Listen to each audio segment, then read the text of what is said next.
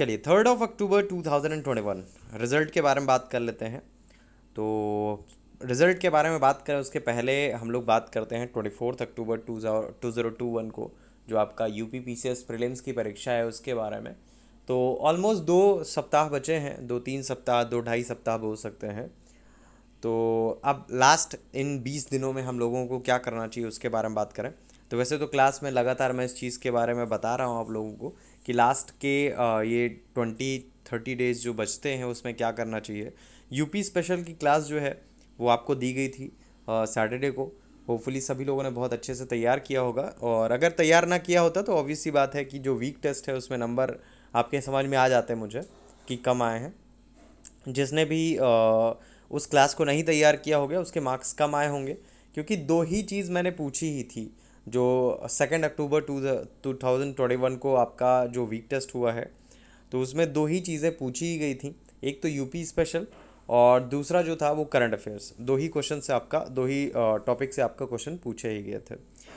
तो बहुत अगर आप एक स्ट्रेटजी फॉलो करते हैं तो बहुत आसानी से इस परीक्षा को, इस प्रीलिम्स की बाधाओं को पार कर सकते हैं। पहले तो आपको पॉजिटिव रहने की ज़रूरत है। इन लास्ट के 20 डेज़ में आपको भागने की ज़रूरत नहीं है, क्योंकि बहुत सारे लोगों के साथ ये दिक्कत हो जाती है, ये मेरा छूट गया है, वो मेरा छूट गया है, ये चीज़ें रह गई हैं, शायद ये चीज़ें हमको मिस कर गए हैं, ऐसी चीज़ें हो गई हैं। तो आपको किसी को भी परेशान होने की ज़रूरत नहीं है, क्योंकि आप में से किसी का भी कोई भी पॉइंट मिस आउट नहीं हुआ है। जो भी ज़रूरी है आपके परीक्षा के लिए वो सारी की सारी चीज़ें आपकी कॉपी में नोट डाउन है। और इवन उसमें से 70% तो मैं खुद ही बोल सकता हूँ कि आप लोगों को याद होगा। रीज़न उसके पीछे ये है क्योंकि एक ही चीज़ को आपने कई बार रिकॉल किया है। और अभी भी मैं ये कह रहा हूँ कि आपको रिवीजन करने की ज़रूरत है। अगर आपके 20 में से 17 नंबर भी आ रहा है तो आपको रिवाइज़ करने की ज़रूरत है। 20 में से 20 नंबर आपको गेन करने की आवश्यकता है। ठीक है। और ये इम्पैक्ट आप देखेंगे, इस जो वीक टेस्ट आप रेगुलर बेसिस पे दे रहे हैं उसका इम्पैक्ट देखेंगे। फुल टेस्ट जो आप अटेम्प्ट कर रहे हैं उसका इम्पैक्ट देखेंगे डायरेक्टली आपके एग्जामिनेशन में। जब क्वेश्चंस मिलेंगे आपको तो लगेगा हाँ ये चीज़ें तो हमें आ रही हैं। और 150 क्वेश्चन आते हैं, 150 क्वेश्चंस आते हैं, उसमें से ऑलमोस्ट ऐसे 100 क्वेश्चंस होते हैं जो आप कर सकते हैं। और ऑलमोस्ट 50 की रेंज में ऐसे क्वेश्चन होते हैं जो बहुत बोल सकते हैं कि आप कर नहीं सकते, डिफ़िकल्ट होते हैं। और सामान्य भर्ती तो नहीं कर सकते हैं। लास्ट 30 क्वेश्चंस तो कोई नहीं कर सकता है। 100 बोल सकते हैं 30 क्वेश्चंस तो कोई नहीं कर सकता। 120 तक लोग बहुत ज़्यादा तेज हैं तो वो पहुंच जाते हैं। लेकिन ऑलमोस्ट बोल सकते हैं कि अगर आपने अच्छी पढ़ाई की है तो 100 तक आप पहुंच जाएंगे। और 92 से 95 के बीच में जो मेरिट है वो जाती है। पिछले जब से आपकी माइनस मार्किंग आई है तब से इतनी ही मेरिट जाती है। और आपको भी कोशिश करनी चाहिए कि इतने नंबर आपके आएँ। और ये पहले से ही धारणाएं आप नहीं बना के रखेंगे कि हम 120 क्वेश्चन अटेम्प्ट करेंगे, 130 अटेम्प्ट करेंगे, 150 क्वेश्चन अटेम्प्ट करके आएंगे, 100 क्वेश्चन अटेम्प्ट करके आएंगे। पेपर की मेरिट के आधार पर आपको वहीं पे अटेम्प्ट करना है। आपको बाद में नहीं अटेम्प्ट करना है, उसी समय अटेम्प्ट करने हैं। ठीक है। पेपर इजी होगा तो आप ज़्यादा अटेम्प्ट करेंगे, आपका बोल सकते हैं डिफ़िकल्ट होगा तो आप उतना ही अटेम्प्ट करेंगे जितना आप परीक्षा में पास हो सके। लेकिन एक ऑन एन एवरेज बोल सकता हूँ मैं कि 95 टू 100 क्वेश्चन बहुत ईजिली आप रीच कर जाओगे। चाहे वो आपका 30 से 35 क्वेश्चन करंट आपका कवर अप कर देगा। पॉलिटी वगैरह की तो बात ही अलग है। पॉलिटी, हिस्ट्री, ज्योग्राफी, साइंस, ये सब की तो बात ही अलग है, जो तो बेस सब्जेक्ट्स हैं, साल भर आपको पढ़ाए गए हैं। इसके अलावा जो इन्वामेंट है, इसका इन्वामेंट का भी एक लेक्चर मैं अपडेट करने वाला हूँ बहुत जल्द, और उस पर काम चल रहा है लगातार। तो इन्वामेंट का आपको मिल जाएगा, जिससे आपका इन्वामेंट एक साथ पूरा तैयार हो जाएगा, एक रिवाइज हो जाएगा, रिकॉल हो जाएगा पूरा का पूरा।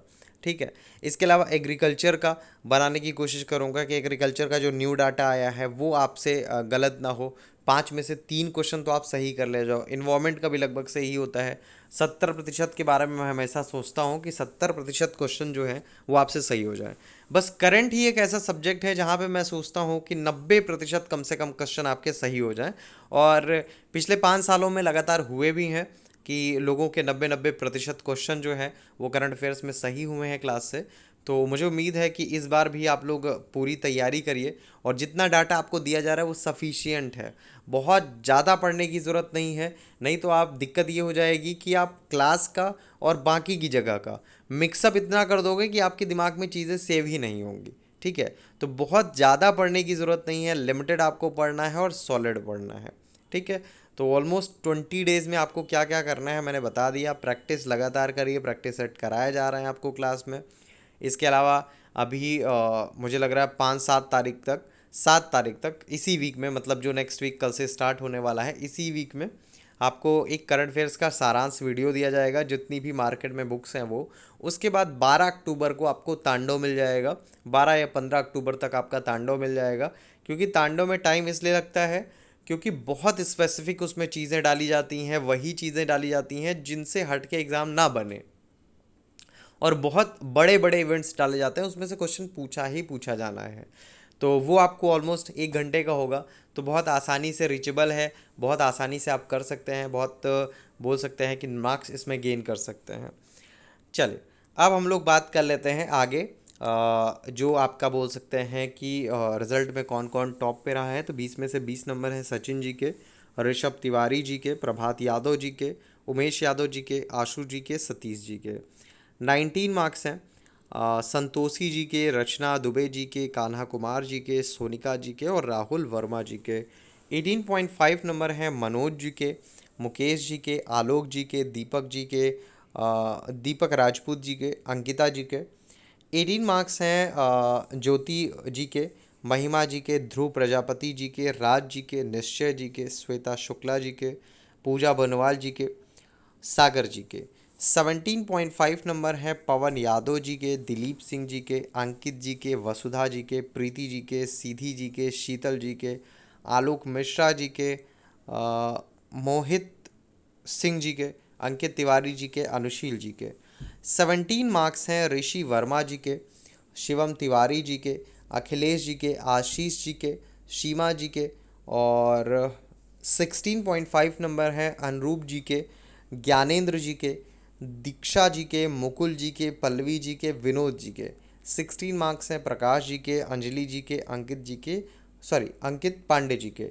तो ये रही आपकी लिस्ट, जिनके 20 में से 20 या 20 में से 16 तक मार्क्स जिसके भी आए हैं, सभी लोगों के नाम ले लिए गए हैं। जिनके नंबर नहीं आए हैं तो उनको कोशिश करने की ज़रूरत है। कभी भी आप टारगेट ऐसा नहीं बनाने की कोशिश करेंगे कि माउंट एवरेस्ट पे हमको चढ़ जाना है। माउंट एवरेस्ट पे भी जो इंसान चढ़ते हैं तो उनके टारगेट छोटे छोटे होते हैं कि ये पहाड़ पास करेंगे, उसके बाद हम दूसरे पहाड़ पे जाएंगे, दूसरे से तीसरे पहाड़ पे जाएंगे, चौथे पहाड़ पे जाएंगे, पांचवे पे जाएंगे, उसके बाद हम लोग अचीव करेंगे। इस टाइप से छोटे छोटे टारगेट्स होते हैं।